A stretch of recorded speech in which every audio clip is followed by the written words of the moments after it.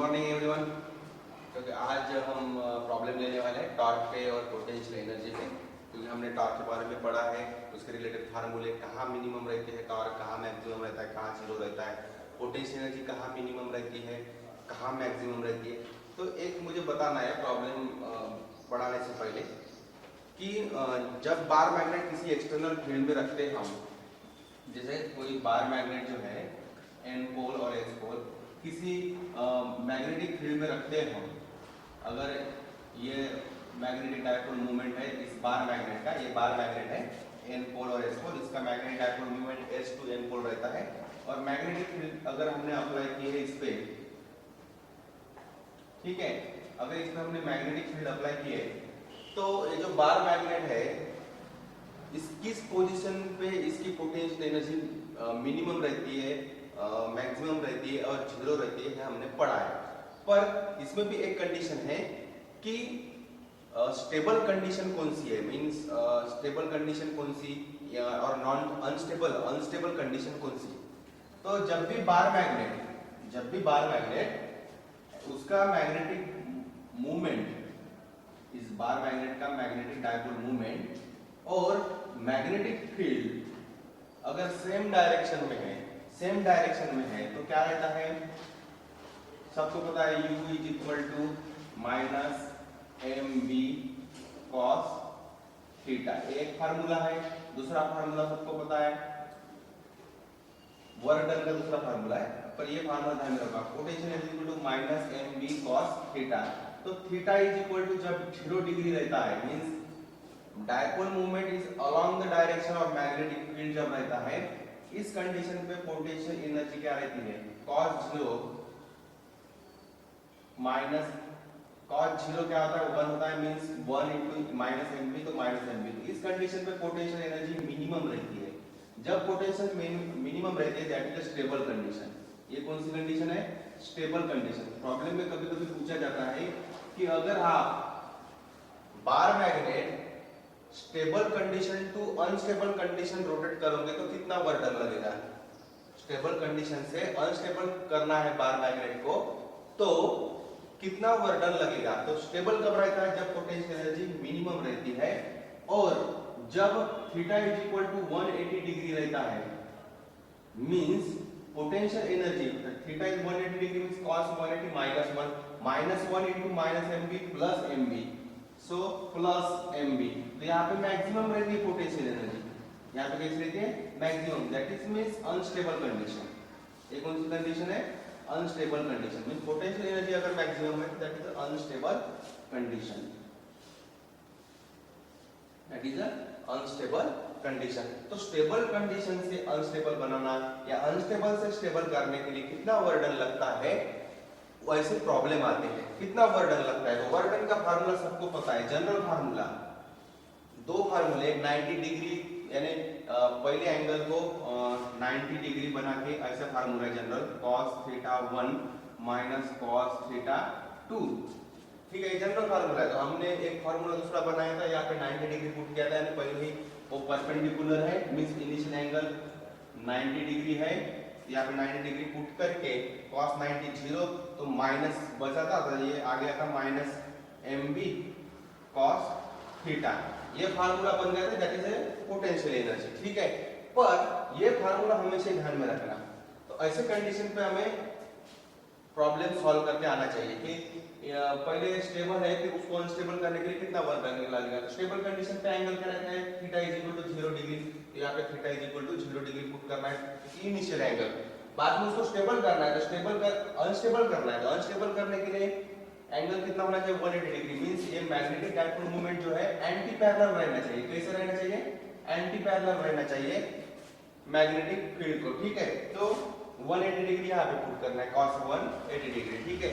तो ऐसे आपको वो प्रॉब्लम सॉल्व करनी है, ध्यान में रखना है, ठीक है, ये फार्मूला ध्यान में रखना।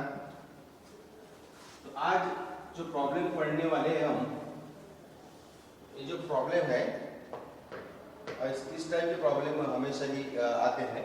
अ magnet having magnetic dipole movement, magnetic dipole movement दिया है 1 into 10⁴ जूल पर tesla, is free to rotate in horizontal plane having magnetic field दी है तो calculate work done in magnet rotating parallel to the field to direction, कहां से, from parallel to field to rotating from, यहाँ पे from चाहिए, from rotating from parallel to field to direction making angle 30 degree to field. यानी पहले वो magnetic field को कैसे है, पैरेलल है, मींस आप ये जो बार मैग्नेट है, ये बार मैग्नेट जो है एन पोल एस पोल, इस पे अगर मैग्नेटिक फील्ड हमने अप्लाई की है, यहाँ पे suppose S pole N pole bar magnet, किसी मैग्नेटिक फील्ड पे हमने रखा है, तो ये स्टार्टिंग में इसका जो मैग्नेटिक डाइपोल मूवमेंट है, पहले देखो कि एन पोल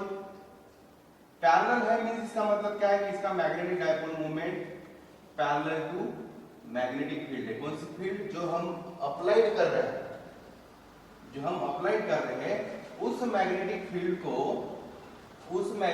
को इसका इस बार मैग्नेट का डाइपोल मूवमेंट क्या है, पैरेलल है, means m is parallel to b, this is the initial condition.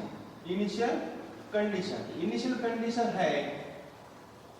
Condition कब रहेगा magnetic dipole movement magnetic field को पैरेलल, एग्जैक्ट पैरेलल कब रहेगा, जब इन दोनों में एंगल 0 रहेगा, means theta is equal to 0 degree, कि both are along the same direction. Magnetic dipole movement in bar magnet का magnetic dipole movement s to n pole रहता है, means along the s to n pole रहता है, तो magnetic dipole movement is parallel to the magnetic field, applied magnetic field. उस condition पे theta is equal to 0 degree रहता है, क्योंकि दोनों में एंगल ही नहीं, देखो दोनों सेम डायरेक्शन में, तो इनिशियल कंडीशन में सेम डायरेक्शन में पैरेलल टू द फील्ड है टू। अब इसको रोटेट कर रहे हैं हम, मेकिंग एंगल 30 डिग्री, मींस इसको रोटेट कर रहे हैं, तो ये ऐसे बनाना है हमें, यानी उसी मैग्नेटिक फील्ड में, ऐसी मैग्नेटिक फील्ड है, तो हम क्या कर रहे हैं, उसको 30 डिग्री पे रोटेट कर रहे हैं। क्या कर रहे हैं, 30 डिग्री पे रोटेट कर रहे हैं, तो वो 0 डिग्री टू 30 डिग्री लाने के लिए कितना वर्क डन लगता है वो निकालना है। तो 30 डिग्री अगर थीटा 2, इसको हमें theta 2 is equal to 30 degree, means ये थीटा 1 है तो थीटा डिग्री, तो 0 डिग्री टू थीटा डिग्री तक लाने के लिए कितना वर्क डन लगता है ये निकालना है हमें। तो फॉर्मूला क्या है, फॉर्मूला सबको पता है, जनरल फॉर्मूला वर्क डन का mb cos theta 1 minus cos theta 2, ठीक है।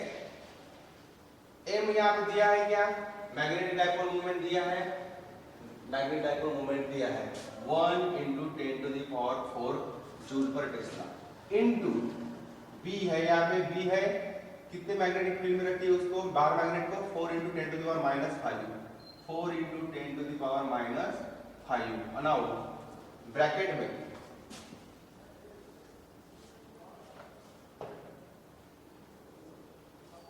cos थीटा 1 क्या है, 0 डिग्री, cos 0 क्या होगा 1 माइनस cos थीटा 2 क्या है 30 degree, 30 degree means 1/2, cos 30 degree में 1/2।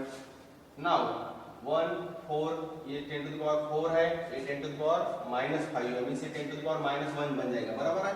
10⁴ into 10⁻⁻⁵, पहले पावर कैलकुलेट कर लो, 10⁴ into 10⁻⁵, क्या होता है इसका आंसर 10⁻⁻1, क्योंकि ये 4 - 5 हो गया, बराबर है, तो 10⁻⁻1, इसका आंसर क्या आता है -1, तो ये 10⁻⁻1, तो ये 4 है, यहाँ पे 4 × 1 4 × 10⁻⁻1, एंड ये क्या होगा 1 - 1/2 1/2, ये 2 to the 4, तो 2 × 10⁻⁻1, 10⁻⁻1, इसका मतलब ये क्या है 0.1, सो इनटू 0.1, सो ये आंसर हो गया 0.2। वर्क डन का यूनिट क्या आता है जूल, तो 0.2 जूल लगेगा आपको 0 degree to 30 degree bar magnetic field में मूव करने के लिए, रोटेट करने के लिए, ठीक है। This is the first problem. Now next problem,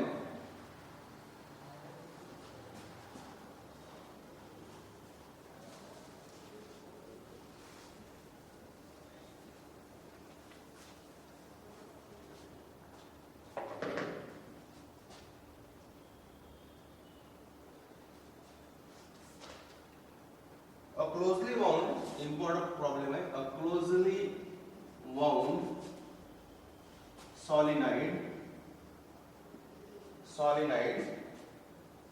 of 1000 tons and area of cross section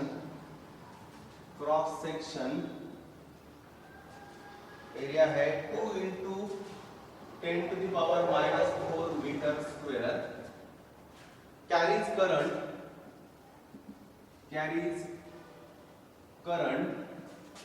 कितना करंट है 2 एम्पियर करंट फ्लो हो रहा है सॉलिड से, carriage current 2 ampere. It is placed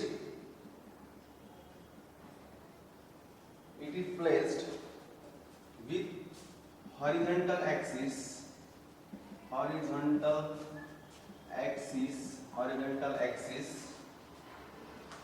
at 30 degree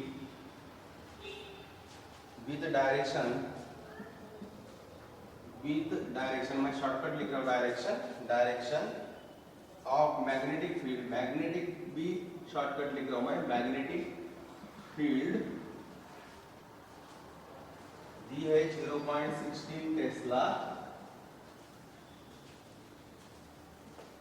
what is torque experienced by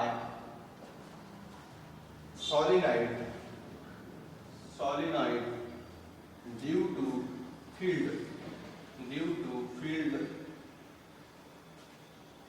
problem बहुत ही important है, ध्यान में रखना है कि एक क्लोजली वाउंड सॉलिनॉइड है. सॉलिनॉइड के बारे में हमने पढ़ा है, सॉलिनॉइड कैसा रहता है. उसको 1000 टन्स वाला सॉलिनॉइड है क्लोजली वाउंड, उसका क्रॉस सेक्शनल एरिया दिया है, उसमें से करंट कितना फ्लो हो रहा है 2 एम्पियर है. और ऐसा सॉलिनॉइड कहां पे रखा है हमने, it is placed with horizontal axis, means magnetic field है तो उस मैग्नेटिक फील्ड को हॉरिजॉन्टली हमने at 30 degree with direction of magnetic field रखा है. तो उस पोजीशन पे कितना टॉर्क वो सॉलिनॉइड एक्सपीरियंस कर रहा है वो हमें निकालना है. ठीक है, तो डेफिनेटली टॉर्क का फार्मूला सबको पता है, torque is equal to magnetic dipole moment magnetic field into sine theta. ठीक है, जैसे ये हमने एक्सटर्नल फील्ड अरेंज की है. ठीक है, ये एक्सटर्नल फील्ड है, मैग्नेटिक फील्ड है. अब इस एक्सटर्नल मैग्नेटिक फील्ड में हमने ये सॉलिनॉइड जो है 30 डिग्री पे, कितने 30 डिग्री पे हमने रखा है. और इसमें से कितना करंट फ्लो हो रहा है 2 एम्पियर करंट फ्लो हो रहा है, उसको 1000 टर्न्स है. ऐसा सॉलिनॉइड हमने 30 डिग्री पे, किसको 30 डिग्री, मैग्नेटिक फील्ड के डायरेक्शन को 30 डिग्री पोजीशन पे हमने ये सॉलिनॉइड रखा है. तो ऐसे सिचुएशन में, ऐसे पोजीशन में कितना टॉर्क इस पे अप्लाई होता है वो हमें निकालना है. तो इस टॉर्क इक्वल क्या है mv sin थीटा. सो पहले तो मैग्नेटिक डायपोल मोमेंट दिया है क्या प्रॉब्लम में, नहीं दिया है. तो पहले आपको मैग्नेटिक डायपोल मोमेंट निकालना पड़ेगा. Magnetic dipole moment means is the product of current into area. पर यहाँ पे नंबर ऑफ टर्न्स है, ध्यान में रखना है. फार्मूला दिया है मैंने, नंबर ऑफ टर्न्स दे रहा था, number of turns into magnetic dipole moment current into area. Magnetic dipole moment is equal to number of turns into current into area. So number of turns 1000 into current कितना है 2 ampere into area दिया है 2 into 10 to the power minus 4 meter square. इसका answer क्या आता है 2 into 2 4, 1000 है. 1000 means 10 to the power 3, 10 to the power 3, 10 to the power minus 4, 10 to the power minus 1. ये 2 into 2 4, 4 into 10 to the power minus 1, तो ये हो गया 0.4 ampere meter square magnetic dipole moment. अब टॉर्क निकाल सकते हो इजी आप ऐसे कंडीशन में. कितना टॉर्क अप्लाई हुआ है, टॉर्क का फार्मूला mv sin थीटा हमने निकाला है, mv दिया है, कहां पे भी ये 0.16. So torque is equal to 0.4 m, v कितना है 0.16 इनटू sin थीटा. sin कितनी दी है 30 डिग्री, sin 30 डिग्री ये कैलकुलेट करो आप, sine 30 degree 0.4 into 0.16 into sine 30 degree, तो इसका आंसर आता है 0.032 न्यूटन मीटर। ठीक है, this is the final answer. ठीक है, एंगल डिपेंडेंट फार्मूला है, तो पहले एंगल देख लो कहाँ पे है, कितना एंगल पे हमें टॉर्क निकालना है, सब क्वांटिटी पहले निकालना। मैग्नेटिक डायपोल मोमेंट नहीं दिया है, तो मैग्नेटिक डायपोल मोमेंट आपको फार्मूले में है, तो ये पहले निकालना पड़ेगा आपको। तो ये कैसे निकालते हैं, नंबर ऑफ टर्न्स दिए हैं तो number of turns into current into area, this is general formula of magnetic dipole moment. ये फिर यहाँ पे पुट करो, मैग्नेटिक फील्ड दिए sin थीटा 30 डिग्री दिए, तो ये आंसर आ जाएगा। ठीक है, थैंक यू।